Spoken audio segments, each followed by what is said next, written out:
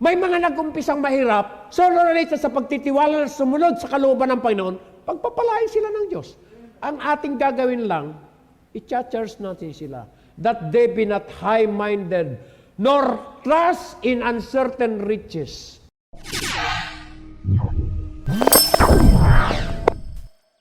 Mabigat na usapin ngayon, no? Kung nanonood kayo, bagamat kuminsan parang circus na lang. At nagtatanong tayo, mayroon pa bang mangyayari dito? Ano? Sa bawat hearing, Brother Danny, di ba? Gumagastos palagay ko sa merienda at pagkain ang mga magagaling nating senador. Kasi alam nyo, yung mga absolute water na yon, yung mga pagkain nila, yung mga merienda, pera pa rin ng gobyerno yan eh. Tama? Oo, pera pa rin ng gobyerno yan. Kaya gana-gana pa rin yung mga supplier ng absolute water, gana-gana pa rin yung mga nagdi-deliver ng pagkain dyan. Pero hindi ho yun libre. Yun po ay gastos muli ng ating kaban. Oo, na maganda nga sana kung talagang mayroong maikukulong matapos na mabawi ang mga nakuha nila. Ngayon, pinipris po ang mga jet at saka helicopter ng isang magaling na kongresista. At hindi ho inirehistro sa kaap kasi binabalak ng ibenta bago ma-sequester. Di ba? So, bilyon ho yun. Bilyon. Alright? So, anyway, mayroong talagang gustong maayos, mayroong mga talagang ayaw maayos. Okay? And nakakalungkot na mayroong talata na sinabi ng Bible, vengeance is mine, saith the Lord. Okay? Maaring magtatawa sila ngayon dahil akala natin kung minsan kakampi, pero nagtatago na kalaban din pala. Okay? At ang ipinagtatanggol ay yung mali pa rin. Pero makakalusot sila sa batas ng tao, pero sa batas ng Diyos, hindi po. Kaya, yan yung matagal ng problema ni David sa Psalms. Diba? Nasabi niya, why the wicked prosper while the righteous suffer? So, time will come, ang Diyos naman ang tatawa sa kanilang calamity. Magtatawa sila ngayon, akala nila nakakaisa sila, but God is a just God. He is a judge in the future. And He is a righteous judge. Hello? Kaya, ang DPWH supposed to be na tinatawag natin dito sa atin pong bansa na Department Works, Public Works, and Highways ay ginagawang katatawanan na ho ngayon, kasi sabi nila, departamento ng puro walang hiya o departamento ng mga pinunong walang hiya. DPWH pa lang yan ha, wala pang BOC, wala pang BIR, wala pang PhilHealth, wala pang DepEd. Lahat po yan. Kahit ang LRD, Local Register of Deeds, di ba? Malakas din po dyan. Saksi po ako dyan eh. Kasi, talagang walang resibo para lang ma-retrieve yung duplicate ng original na title eh. You have to pay the head ng 120,000. Grabe ano? Retrieval lang ho yun. O lost title. Kaya malungkot. Di ba? Re-resibuhan ng 300,000 pero yung 200 hindi re-resibuhan. Di ba? Kaya talagang magre-grieve ka talaga eh. At kuminsan tayo ay kagat sa patalim. O kapit sa patalim. Alright? Now, we talk about the DPWH of God. Okay? Ang tawag ko natin dyan ay flood control against corruption. Okay? So, nabanggit natin nung nakarang linggo, yung panahon ni Noah, because the imagination of the people during that time is continuously evil. So, sabi ng Panginoon, sisirain ko ang taong nilalang ko. Kasi hindi sila lumakad ayon sa aking kagustuhan. At kung sila'y magpapatuloy, talagang maraming masisirang buhay. Kaya it's better to sacrifice, but I will still give them a chance. Through you. Because you, Noah, found grace in me. Okay? So, nawa, ang ating mga tahanan pa rin, ang ating barangay, ang ating bayan, magkaroon ng preservation through you. Kasi maliban sa tayo ilaw, we are salt of the world. Kaya ako sinasabing preservation, kasi sabi ni Abraham sa Diyos, for the last time, dear God, from 50, wala hong 50, wala pong 40, wala pong 30, hanggang bumaba ng 20, and for the last bargaining, kung mayroon pong 10 na matuwid, tutuluyan nyo ba ang Sodom and Gomorrah? Di ba? You know, God will always make a provision to extend His grace. Kaya kay Noah, nagawa niya ng ark. Yung ark, yun yung provision for them to be exempt doon sa dilubyo ng tinatawag na universal flood. And it's not Noah that closed the door. And in the lifetime of mankind, they have no excuse. Because that time, ang lifespan ng tao ay 120 years. At 120 years na nangaral si Noah. Di ba? Ang sabi ng Bible sa Romans chapter 1, ang tao talaga walang mairarason. Tama ba yun? By creation, by their conscience, and through the preaching of the word. Ang tao talaga nabigyan ng pagkakataon para maligtas, di ba? Pero, nung pagdating ng 120 years, pinapasok na ng Diyos si Noah. At nakapasok na rin yung mga mag-asawang hayop. Marami pang gustong pumasok doon na baklang bakay at mga tumboy na mga hayop. Pero talagang sinuri talaga ni Noah. Sinuri niya talaga ng mga papasok doon, tiyak magbubuntis para ma-preserve pa rin. Kaya mayroon pa rin tayong mga manok ngayon. Mayroon pa rin tayong mga unggoy. Mayroon pa rin tayong mga hayop. Bakit? Nag-aasawan pa rin sila at nagpro-propagate. Di ba? Kaya siguro, pagdating sa pagiging preacher, sa tingin natin, bigo si Noah. Pero hindi siya bigo. Di ba? Hindi siya bigo. Ginawa niya yung kalooban ng Panginoon eh. Walang failure. Listen, to those who are doing God's will for your life. There's no such failure. When you are doing God's will in your life, regardless of the result, there is no failure when you are doing God's will for your life. Di ba? Siguro, sa kanyang pagiging preacher, sa tingin ng iba, failure siya. Pero sa pagiging builder, pambira, gagawa ka ng barko na napakalayo ang pinakatabing dagat, nasa bundok ng Ararat. Di ba? Mapapasunod mo yung mga kahayupan. Siguro, di ba, as a builder, magaling siya. As a zoologist, magaling siya. Di ba? Kasi naniwala yung mga hayop sa kanya eh. Di ba? Anong tawag mo doon sa mga magagaling sa hayop? Di ba? Mga zoologist, yung mga magagaling sa mga halaman. Anong tawag dyan? Plantologist? Hindi, botanist. Botanist, di ba? Now, alam niyo mga kapatid, sometimes people look at us as a failure. But you know, when you are doing God's will for your life, hindi ikaw ang nagbibigay ng result. Kasi pagka ikaw nagbigay ng result, yayabang ka eh. Di ba? Kaya gawin lang natin yung ating the best.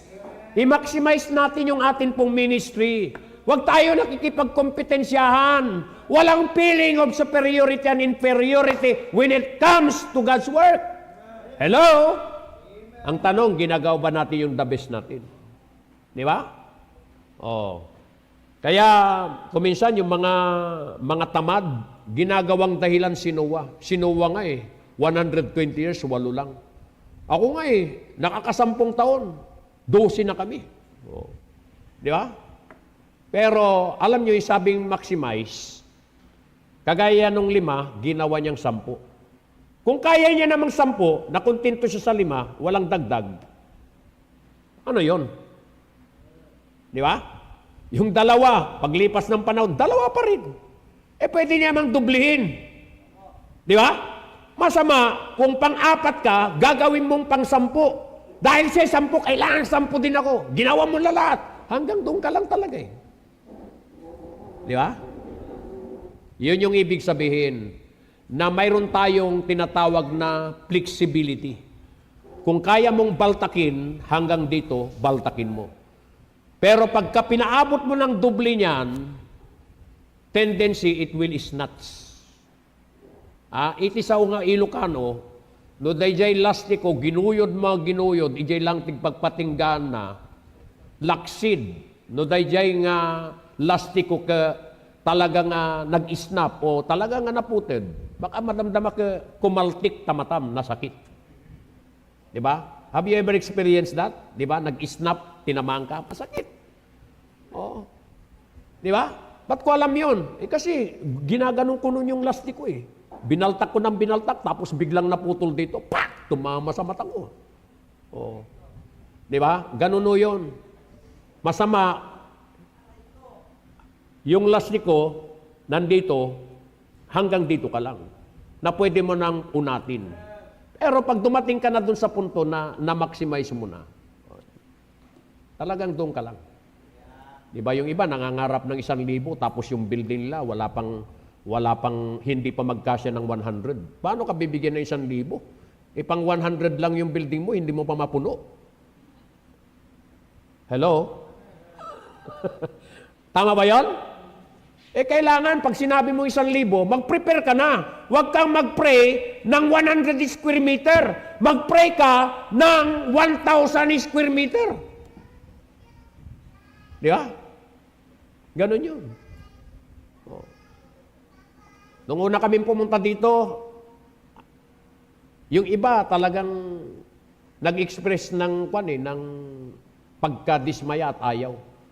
Ang layo-layo. Diba? Pero nung time na yon, may mga gumagasgas na ng sasakyan doon sa daan.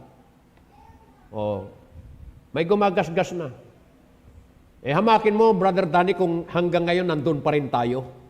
Tapos 40 na sasakyan, sakop na natin siguro hanggang UCCP. Hanggang doon sa Plaridel, kung saan-saan maghahanap ng paradahan yung mga membro, tama?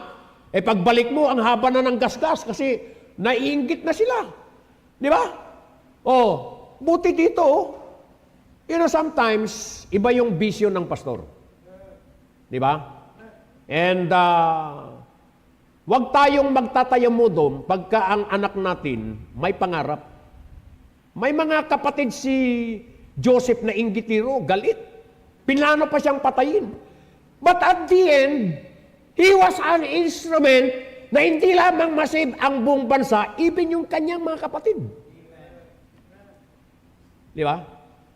Because where there is no vision, the people perish. And when God give you the dream, go for it. Amen. Go for it. Have faith in God. Amen. It will come to pass. It doesn't matter when, but God will make all things beautiful in His time. Be not weary in well-doing, for in due time ye shall reap if ye faint not. Amen? Now, kaya alam nyo, wala tinuluyan ng Sodom and Gomorrah. Di ba? After 120 years, it is God that closed the door. It's not Noah. It is God. Nung isinara ng Panginoon, ayun, dumilim. Nagka-experience sila na umambon. Mamaya umulan, tuwang-tuwa sila. Pero hindi nila alam, kasabay ng pagputok ng mga lupa, naglabasan ng mga stream na talagang tumaas ng tumaas yung tubig. Hanggang nararamdaman na lang ginaw, wala pa naman sigurong marunong maglangoy that time, marami nang nalulunod, wala na. The chance is already close. Di ba? Kaya, alam nyo, salamat na lang narito tayo.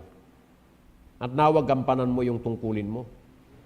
Na you have to blow the trumpet and let us warn them from me, sabi ng Panginoon. That's your privilege to save some. Amen? But if you're not going to use that privilege, at the same time, you will be answerable to God. Sabi ng Bible, I will require their blood into your hand. So, di ba? Nakakatuwa. Ako natutuwa tayo. Matutuwa ka siguro kung sasabihin ng isang tao, you are an instrument for me to be saved. Di ba? Hanggang langit yan. One by one they came, far as the eye could see. Each lies somehow touched by your generosity. Little things that you have done, sacrifices made, and notice on the earth in heavens, now proclaim and says, thank you for giving to the Lord. I am a life that was changed. Amen? Hello? Kaya, mga kapatid, habang hindi pa ho ibinubuhos ng Diyos ang kanyang judgment sa mundong ito, while we are here, don't be contaminated by the world. Love not the world. Neither the things that are in the world. Love not the money. Love the master. Amen? Don't love the gold. Love God. Amen? Now, kaya alam niyo kapatid, itong DPWH ng mundo ho natin, nag-cause ng flood. Mayroon ulit pangyayari yan. Ang daming namatay ulit. Kaya mag-imutok na naman ng maraming tao kasi bumigay yung diki. Maraming namatay ulit. So, standard eh. Hello? Oh. Kaya,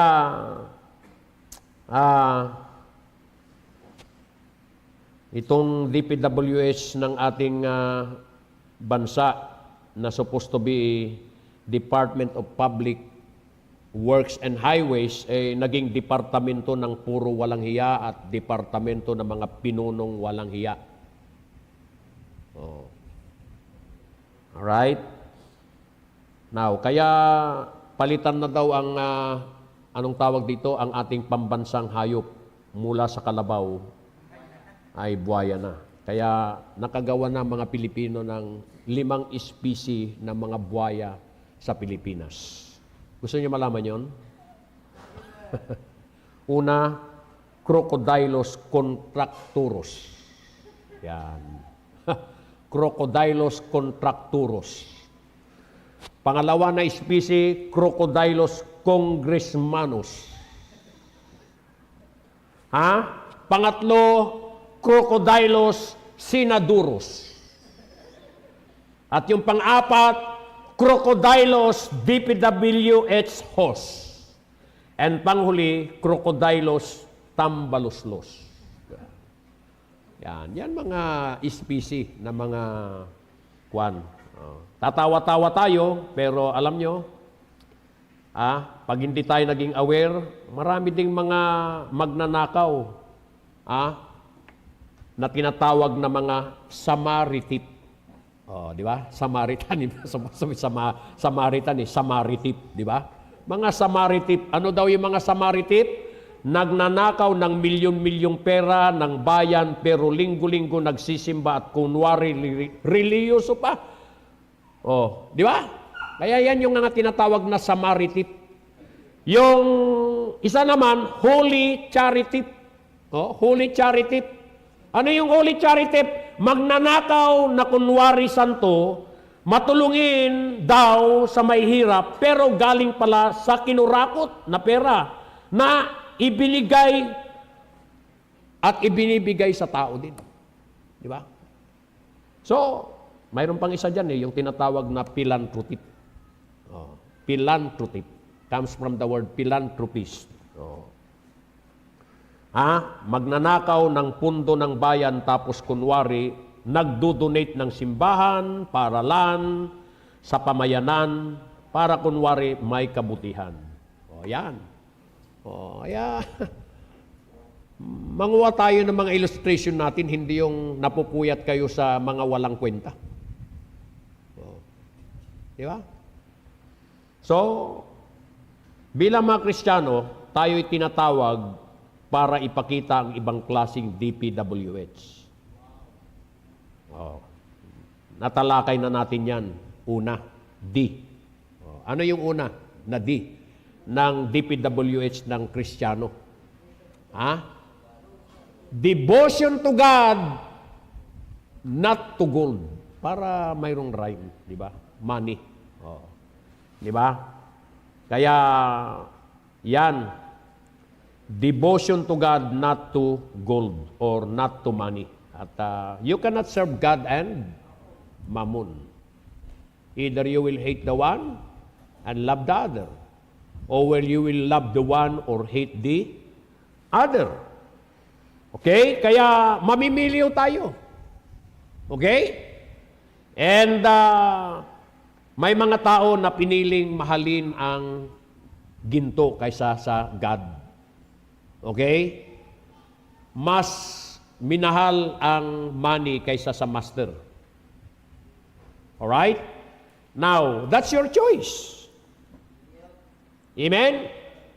Kung pinili natin ang Diyos at tayo man maghirap, panandalian lang yan. Pero sa totoo lang, ang mga taong naglingkod sa Panginoon na walang pangarap na mga bagay na yan, nakita nila at makakapagpatutuo sila na hindi sila pinabayaan ng Diyos. Hello? Hindi sila pinabayaan ng Diyos. Okay? Sometimes more than what they expected.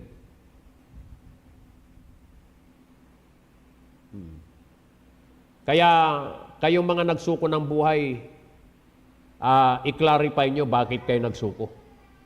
Baka nakikita nyo lang yung mga dumaan sa mga sakripisyo na after all those nag-ani na sila. Nakikita nyo lang yung product. Hindi natin nakita yung in-apply nilang tamang principle, hindi natin nakita yung pinagdaanan nilang proseso. Kaya maraming mga kwan ngayon, nahihikayat na, gusto ko rin. Expectation versus reality ba?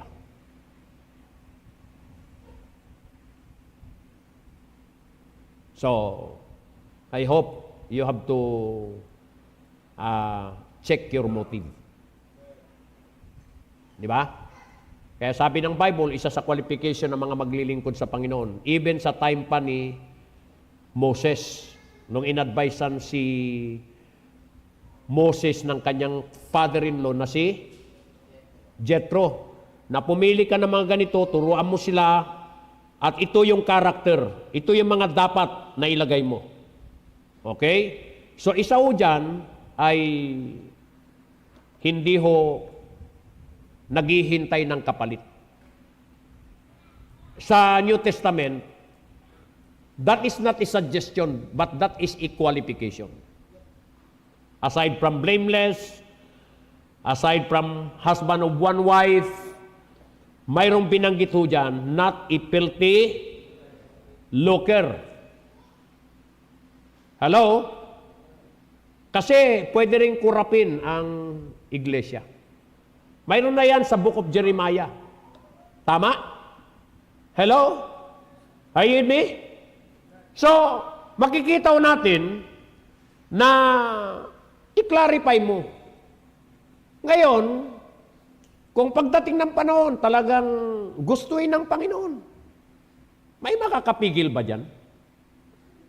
Kasi pinako niya rin naman yan na pag sumunod ka, may pagpapala. Pag sumuway ka, di ba?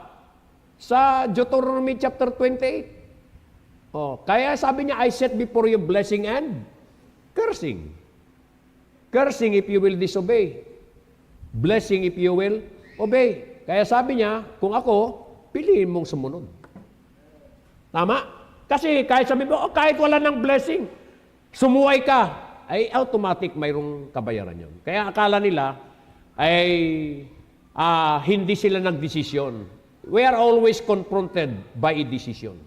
It does not mean na hindi ka nag-yes. Okay na. Dahil nag-no ka. Di ba? Ganun o yun. Laging mayroong kakibat na kapalit. Either kaparusahan o pagpapala. Di ba?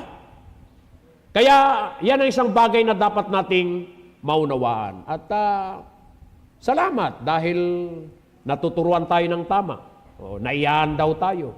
Kaya walang sisihan. At kung ikay magpapatuloy dahil mahal mo talaga ang Panginoon, hindi natin alam kung anong pwedeng gawin ng Diyos sa iyo.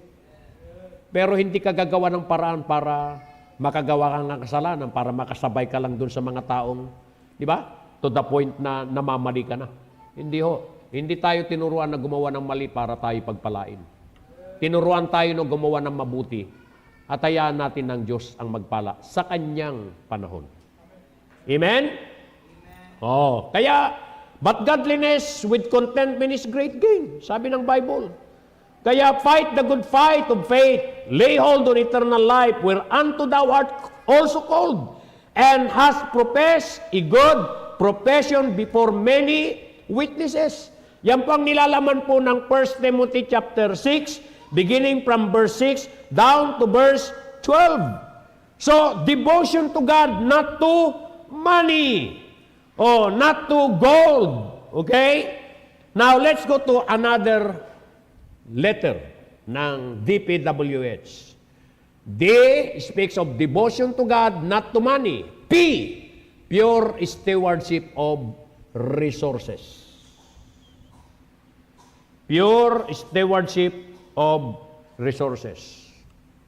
Nung umakyat kami ng bundok kahapon, pagdating namin doon sa Mount Hebron, hinalubong kami ni Pastor son-in-law. At sabi niya sa akin kagad, Papa, ang ganda ng preaching mo. DPWH. Nakikinig kami. Kahit nasa bundok yun, nakikinig. Alam nila yung preaching ko, DPWH. At siguro nakikinig din sila ngayon, sana magandang signal. Okay? Now, at sa mga kapatiran nating nakikinig, ito yung DPWH ng Diyos sa ating mga Kristiyano. Kung mayroong DPWH ang ating gobyerno na talagang nagiging dahilan na supposed to be wala hong baha, wala pong bumabagsak na tulay, wala pong nasisirang daan. Makin mo, di ba? Yung daang ginawa, hindi nagtatagal. Yung daang ginawa ng maayos, gigibayin naman. Di ba? Iba talaga iba talaga.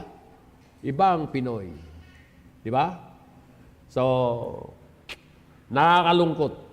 Alam nyo, ang nagpapaganda na lang ng mundo natin, kayo, na matitinong Kristiyano. Tayo. Amen? At kung mayroong mga kaisipan na ganyan, ay nako kapatid, tigilan mo na yan. Amen? Ito po ang DPWH natin bilang mga Kristiyano. God's DPWH, aside from devotion to God, not to money, is pure stewardship of resources. Let them that steal no more, but rather work so that your need will be provided so that we can be help for others too. Amen? Sabi ng Bible. Kaya, hindi na babagay sa isang Kristiyano na nagnanakaw. Dapat lahat pinagtatrabahuan mo. Amen? Pag kumakain ka ng libre bun sa nanay mo, bayaran mo ng pag-uugas ng plato. Bayaran mo ng pagkakalungkom. Amen? At pagpupunas ng lamesa, hindi ning nanay mo nang namalingki. Tatay mo nang nagtrabaho. Utusan ka pa. Naku, kung ano-ano pang mga nginangaw-ngaw mo, dabog ka ng dabog. Di ba? Buti na lang may mga tatay na disiplinado katulad ni Sir Danny at nagdidisiplina ng mga anak. Oh. Alam niyo, pag hindi natin dinisiplina ang ating mga anak, sabi nga, a child that is left to himself will do foolishness. Oh. Kaya, kailan natin tuturuan yan? Habang bata. Pag matanda na yan, sasagot-sagot na yan. Di ba? Sakit lang ng ulo mo. Di ba? Kaya pagka tumitingin-tingin yan ng hindi maganda, anong tinitingin-tingin mong ganyan? Ha? Sumasagot-sagot. Di ba? Alam niyo kapatid, tinuturuan tayo ng tamang paraan ng pagpapala. Amen? Sagana mga kabataan natin dyan. Ano yung lagi natin inuulit sa mga kabataan natin sa baptista? Kailangan maging masipag. Amen? God won't bless a lazy person. You have to separate yourself from busybodies. Alam niyo kung ano yung mga busybodies doon? Mga taong tamad, magaling sa kwentuhan, lumilipas ang oras, walang natatapos.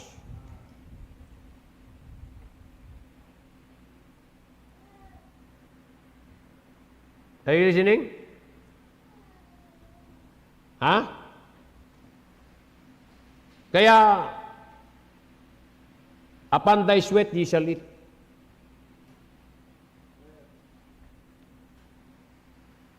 Ang mga magulang natin, lalo na yung mga tricycle driver, nakakalungkot nga lamang na may mga tricycle driver na habang naghihintay ng pasahero, nakapila, nagkakarakos. Diba? Nagtutong-its. Di, sayang din yung pan. Buti kung lagi kang panalo. Sa sugal, hindi laging panalo eh. Di ba? At saka pinag-iintirasan mo yung pinaghirapan ng iba. Di ba? Pero kung mayroon kang tatay na nagsusumikat na maghanap ng paisa-isang pasahero, tapos nakapag-uwi yan ng ilang kilong bigas, di ba? Ng pang-ulam, i-appreciate mo yun. Nabangan ko minsan parang kulang. Pero pagka nakikita mo ang tatay mo nagsusumikap, dapat maging inspirasyon mo yun. Hello? Oo. Maraming mga magulang nag-OFW, pero may mga anak, pag makapurma, di ba? Grabe. Hindi nila alam nag-iis-is ng iniduro. Baka may yung iba pa nga ginungud-ngud sa iniduro eh. At baka kumakain ng patago doon sa CR. Why I know that? I have also a sister worked in Qatar. Oh. There were time umiyak siya na mahirap yung kalalagayan niya. Kung minsan makikita mo yung mga pinupos niya, humuhugot. Akala nila nagtatay kami ng pera dito. It's not easy. Di ba? Kaya alam nyo, yung mga masisinop, ang buhay sa hinaharap, yung alam nila kung paano nila pahalagahan yung pangkasalukuyan ng mga, di ba? And we're so blessed. Okay? Mapalad kayo kung magagandang mga paaralang pinasukan ninyo sa kolehiyo. Pero alam nyo, the best pa rin ang mapag-aaralan natin sa church. Don't you know that? Now, kaya pure stewardship of resources. 1 Corinthians 4:2. The Bible says in 1 Corinthians 4:2, moreover, it is required in a steward that what? That a man be found faithful. Now, we are not the owners. We are managers. Pag mayroong nagsasabi sa akin, Brother Rob, na ang hirap mag-business, puro palugi. Talagang mahirap mag-start ng business. Ay, madali pala mag-start, pero mahirap mag-maintain. Tingnan nyo, yung pag pumunta ka ng Tayog, malapit dyan sa hospital, dito sa kanan, mayroong dating kwan dyan pansitan, batil patong. Sarado na. Pansin niyo ba yan? Sarado na. Kaya, mahirap mag-business. Kaya pag sinasabi sa akin ng isang tao na puro palugi, I advise them, close your business. Nung nagdidikit ako ng isang business somewhere, sabi ko, bilib ako sa lakas ng loob mo. Kasi, amakin mo, magkano pasildo mo dyan sa mga tao mo? That time, 6 yata yung trabahador niya. Siyempre, sisildohan niya yung tigaluto, yung servidura, yung mga magdi-deliver, depende kung order, di ba? Sisildohan mo rin yun eh. Saan ka kukuha ng pangpasildo mo? Di ba doon sa produkto mo? Tama ba yun? Doon sa produkto mo, may upahan ka pang tindahan, ay yung pwesto. May babayaran ka pa. Yung pwesto. Di ba? May babayaran ka rin kuryente. So, kung ang halimbawa ang ipapasweldo mo ay aabot ng 20,000, lahat ng operational. Tapos hindi mo naman kikitain yun, di palugi talaga. Mahirap. Pero talagang marami talagang naglalakas ng loob. Talagang from the beginning silang nagsisell out. Kasi nakikita nila na babawi din. Di ba? So, tayo ay pinagkatiwalaan ng Panginoon. Anumang bagay na mayroon tayo mula sa talento, sa time, sa mga tinatangkilik. Lahat yan galing sa Diyos. Okay? Only a humble Christian will admit that he has nothing. At kung anumang mayroon siya, galing sa Diyos. At it takes humility to say, Lord, thank you. At siyempre, kung ikaw ay pinagpala niya, dahil pinagyaman mo at pinagyaman ka niya, siyempre, mayroong mga nakikinabang Siyempre, ang una nating binifaktor ang atin pong Diyos. Tama ba yun? Walang Diyos, wala tayong magagawa Tama ba yun? Kaya, pure stewardship of resources coming from being a good steward. As we are required, you have to be found faithful. Kagaya nung tumanggap ng 5, sa binasa natin kanina, at yung tumanggap ng 2. Ano ang commendation nila both? The same. Thou good and faithful servant.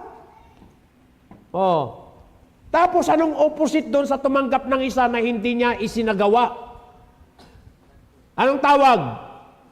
Wicked and slothful servant. Wicked and slothful servant.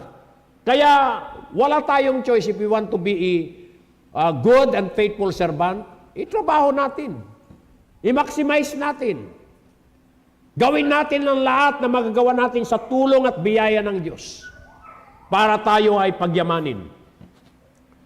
Okay? Lahat ng ipinagkatiwala ng Diyos, pera, talento, oras ay dapat gamitin para sa ikabubuti ng lahat at hindi para sa pansariling kapakinabangan lamang. Okay? Sapagkat ang katiwalian ay hindi lamang pagnanakaw sa tao, kundi higit sa lahat sa Diyos na siyang nagkatiwala. Kaya nga pag hindi tayo napagkatiwalaan at hindi natin ibinlik yung karampatang para sa Kanya, tinatawag tayo na magnanakaw. So, sino ang hindi mo kayang pagnakawan kung ang Diyos kaya mong pagnakawan? Di ba? Kaya nag-umpisa lahat yan sa maayos na relasyon sa Diyos. Kaya itong mga to, hindi wala silang pakundangan kung anong mangyayari sa tao. It is because una, wala naman silang tamang relasyon sa Diyos Tama? Oo. Kung mayroong mga nag-claim na sila ay naniniwala sa Diyos, nakakalungkot, yan. May mga binabanggit po dyan, pati pangalan ng ating church, nakakaladkad, pati yung isang anak din ng pastor, di ba? At preacher din, di ba? Although talagang marami siya mga binabitawang salita, pero may mga ebidensya din eh. Di ba? So, nakakalungkot ang mga nangyayari sa atin pong panahon. So, I hope na ang isang Kristiyano, katulad natin, ay hindi po involved sa katiwalian. Kaya dapat nating tandaan na tayo ay tagapangasiwa lamang. Tagapangasiwa lamang at hindi tunay na may-ari. Oo. Kaya kailangan malinis at tapat ang paggamit ng anumang ipinagkatiwala niya sa atin. Oo.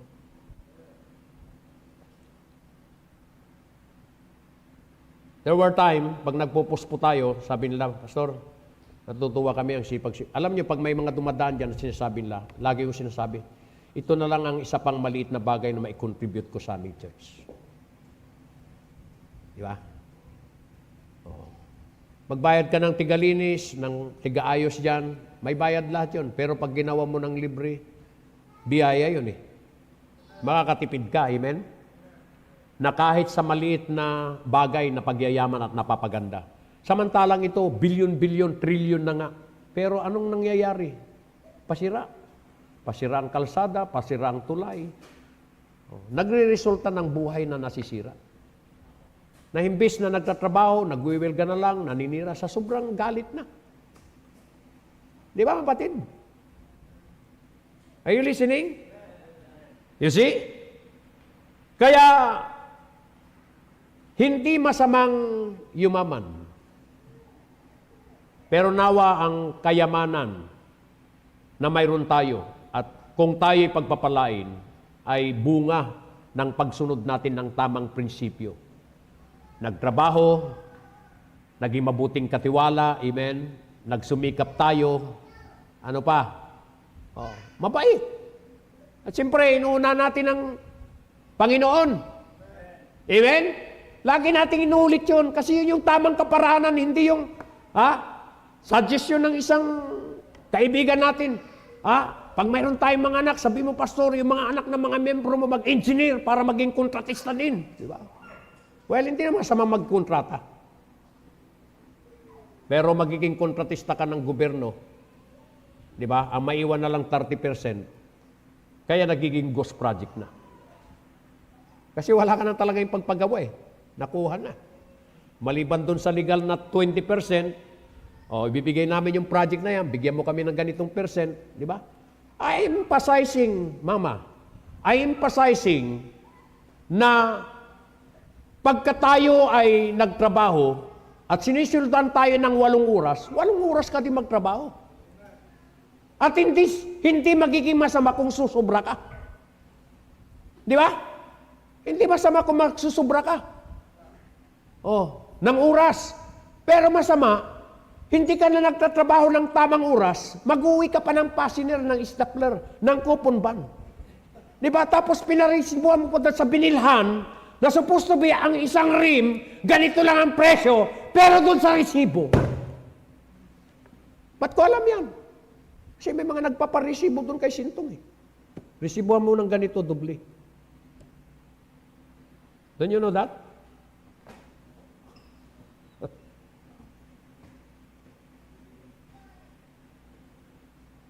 Sorry na lang kung mayroon tayo mga membro na nagtatrabaho sa gobyerno at ikaw din ay nakikiisa na dyan.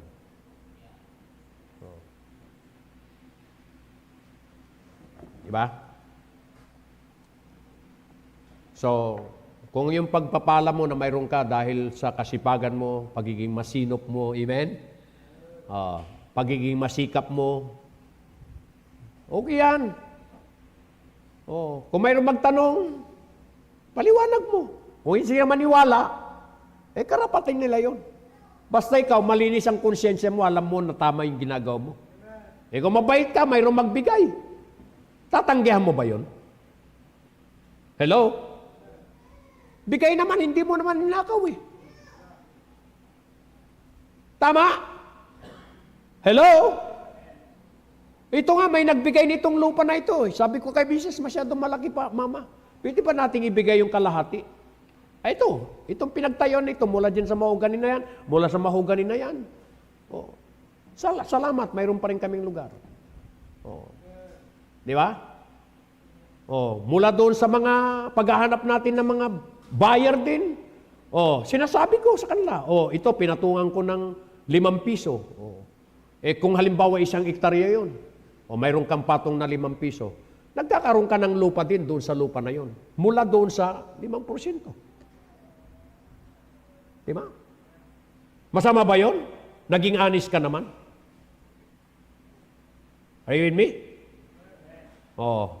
At sooner or later, yung lupa na yan, ibenta mo. Oh. Nagkaroon ka. Mayroon magtanong. Yung iba kasi hindi nagtatanong din. Kaya kung anong mga suspitsa. O, di ba? Na hindi nila binigyan ka. Hindi nila nag-ipon ka. Kasi proper stewardship yun eh. Nag-iipon ka, hindi ka gastos ng gastos. Tama? Hello? O. Kaya, yan, part yan ng pure stewardship of resources. Inuna mo ang Panginoon. Hindi ba siya totoo sa pangako niya? Pag inuna mo ang kanyang righteousness at ang kanyang kingdom, all these things will be added unto you. Amen? Hello? Oh, kaya ngayon, ang iingatan natin, kung ginawa mo ang tamang kaparahanan, winil mo na maging rich, oh, hindi ka na corrupt, ito lang ang paalala din sa 1 Timothy 6:17. Sa inyong Bible. Malapit na po ako matapos. Sabi niya, charge them that are rich in this world. If you are rich in this world, there's nothing wrong. Okay? Kaya sinasabi ko sa mga kapatid, normal lang yan. Talagang pinapadaan kayo dyan sa Panginoon ngayon sa pagsubok. Kasi mayroon siyang inihahanda na mas malaki sa inyo. Oh, di ba? And sometimes God works in a miraculous way. Naranasan natin itong nakaraang mga linggo, di ba? You're going to produce 500,000, di 200, walang resibo yung 300. Pagdating doon, hindi tinanggap yung kalahating milyon. Oh, kaya yung hiniram, ibinalik. Diba? Kung saan-saan kumukuha na. Pero sabi ko, that's normal. Learning lesson yan para maging masinop kayo. Kasi may pagkakatiwala pa ng Diyos na malaki sa inyo. At siyempre, ako naman, parang humahawak lang ng tali ng kite na pag namamayagpag na, babaltakin ko lang yung kite na yon. Kasi pag hindi mo binaltak yung kite, tendency, pag tumaas ng tumaas yun at walang nagkukontrol, mapuputol yun. Saan pupunta yung kite? Doon sa kuryente, doon sa kakawayanan. Pag pinulot mo, warak-warak na. Ba kaya minsan maganda rin may humahatak. My wife is my controlling. Hindi niya ako kinokontrol sa bahay, pero she always remind me, Papa, yan. I thank the Lord for giving me wife. Always remind me. Pag tingin niya nagiging mayabang ako, Papa, parang nangyayabang na, huwag kang mayabang. O, di ba? Sasabihan ako niyan. Kasi hindi niyo masabi yan sa akin eh. Di ba? So, mayroon talagang tao na pwedeng gamitin ng Panginoon. And as a pastor, at kami mga ngaral, maliwanag na sinabi ng Bible na hindi naman lahat ng mga membro natin mahihirap. May mga nag-umpisang mahirap, so related sa pagtitiwala na sumunod sa kalooban ng Panginoon, pagpapalain sila ng Diyos. Ang ating gagawin lang, i-charge natin sila, that they be not high-minded, nor trust in uncertain riches. Oh, na sasabihin niya, hindi na ka na kailangan ng Panginoon kasi nakuha ko na yung gusto ko. Hindi na nagsisimba, nagpapasyal na lang. Di ba? Imbis na nag-offering, bili nilang dito, bili doon. Nakakalimutan na nila yung para sa Panginoon. Di ba? Kaya ang trabaho lang natin is to remind them. Not to transfer their trust in uncertain riches, but still on the living God. Amen? O ngayon, kung hindi sila makikinig sa paalala natin, then it is God that will remind them. Diba? Kaya namang ihambol ng Panginoon isang taong nagmamataas. Pero nagpapasalamat tayo kung mayroon nagre-remind sa atin. Di ba? Oh. Mayroon tayong asawa, mayroon tayong magulang, mayroon tayong mga taong na medyo tatapikin ka. Amen? Hello? Oh, nor trust in uncertain riches, but where? In the living God, who giveth us what? Richly all things to enjoy. Kaya kung meron kang karapatang enjoy yung blessing mo, enjoy. Amen? Pero, kumbaga sa kwan, may role pa rin. May role. Oh. Di ba? Ano pa? Verse 18. Anong sabi diyan? Sa verse 18, that they do good. Kung medyo sobra-sobra yan, gusto mo magpakain, di ba? Kita mo, may blanco pa, ako na to. Oh. Di ba? Hindi mababawasan siguro yung kayamanan mo. At maraming matutuwa kasi may kumakain. Amen? Yun yung sinasabing do good. Sabi ng Panginoon, nagutom ako, pinakain niyo ako. Wala akong damit, dinamtan niyo ako. Sa ospital, binalaw niyo ako. Sa bilangguan, binisita niyo ako. Sabi, kailan ka namin nakita, Panginoon, hindi naman namin hindi, kung ginawa niyo ito sa kapwa niyo, ginawa niyo na rin sa akin. Di ba? So, ang punto mo, pag ginagawa mo para sa Panginoon, hindi ka man tumanggap ng parangal, sa Diyos may parangal ka. Amen? Yan sinabi, that they do good, that they be rich in good works, ready to distribute, willing to communicate. Medyo may sobra ka na, pwede kang mag-adapt ng scholar mo, pa isa-isa. Di ba? Sabi sa verse 19, laying up in store for themselves a good, what? Foundation against the time to come, that they may lay hold on eternal life. Kasi binanggit din sa aklat na yan na kung paano tayo pinanganak na walang dala, mamamatay din tayo na walang madadala. Salamat na kahit na wala na tayong madala, mayroon tayong maabutan kung mayroon tayong ginawa para sa Kanya. Amen? Yan. Laying up in store for themselves a good foundation against the time to come, that they may lay hold on eternal life. So that's the second letter. D, devotion to God, not to money. P, pure stewardship of resources.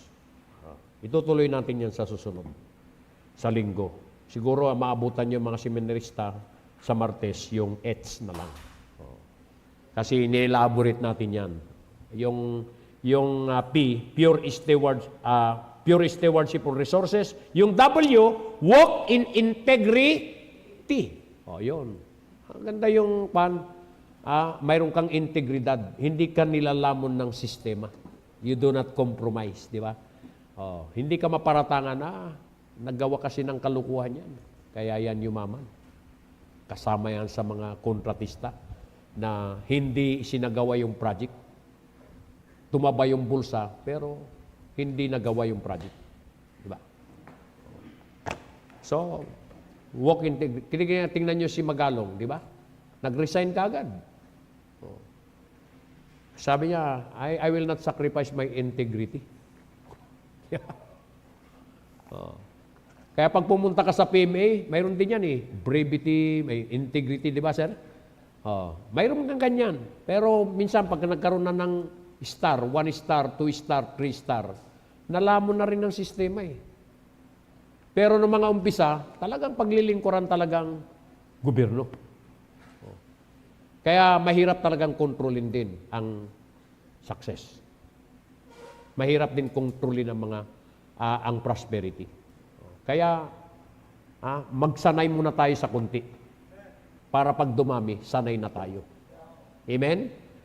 At nawa mga kapatid, ay wag tayong makipamatok sa sistema ng mundo. Okay? Oh. So what kung sabihin nila na mayroon kang 38 na mararangyang sasakyan?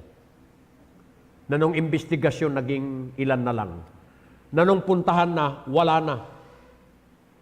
Kanya-kanya ng paradahan kung saan-saan. Di ba? Di ba? Nakakatulong pa ba ng matahimik yung mga yun? I will not sacrifice the peace. Di ba? Kaya sabi ng Bible, what shall it profit a man if he shall gain the whole world? But one day, he will lose his own soul. Iba pa rin, pag ang Diyos nagpala, He added no sorrow in it. Amen? Pagka nagpapakumbaba tayo, naku, kandidato ka pa ng maraming biyaya ng Diyos. Kasi alam niya, dadaloy lang, magiging pagpapala ka rin. Tama ba yun? So, tayo po'y tumayo at tayo po'y manalangin sa ating pagtatapos. Dakilang Diyos, maraming salamat po muli sa amin pong pag-aaral ng inyong mga salita. Lord, makita nawa po namin ang purpose namin while we are here on earth. As light and salt, nawa po ay mga pangaral ay will help us na mamuhay ng kakaiba at hindi nakikipamatok sa mundo. Kasi mayroon kang tamang kaparaanan kung paano pagpalain ang inyong mga anak. At kung alam namin ay kayo nagpala, Panginoon, at naunawaan din naman namin, Panginoon, na anumang bagay na mayroon kami ay galing sa inyo. Dalayan ko po na nawa ay gawin namin lagi ang tama. Na wala pong guilt, that we could be able to enjoy your blessing. At lagi kami nagiging mapagpakumbaba at alam namin mayroon pang naghihintay na mga pagpapala. Thank you that this world is not our home. We have a better place. We are looking for that city whose maker and builder no other than God. Yes, Lord, there were time na apektuhan po kami sa mga nangyayari. But you said that if we're going to continue to believe in you, alam namin isang araw you will take us from this place and will bring us to a place that you have prepared. Salamat po. Patuloy niyo pong pangunahan ng bawat isa at nawa po gawin ang mga tamang prinsipyo upang ang mga pagpapala na kanilang matatanggap ay galing sa inyo na kung saan, Panginoon, ay walang dagdag na kalungkutan, wala akong panganib na mararanasan dahil ina-acknowledge ka namin, Panginoon. Lord, pagpalain niyo po ang maikling panyaya. Will you come tonight? Will you kneel down and say, Lord, thank you for what I have heard once again? If ever isa ko sa pagpapalain mo, Lord, help me always to acknowledge you. That I will look back. At kung ano man ang mga pagpapala at magiging pagpapala din ako, so be it, Panginoon. Kung mayroon tayong mga maling mga kaparaanan para kumuha ng mga bagay na ito, ay atin pong i-forsake. Umpisa natin gumawa ng tama at ang Diyos ang siyang magpala.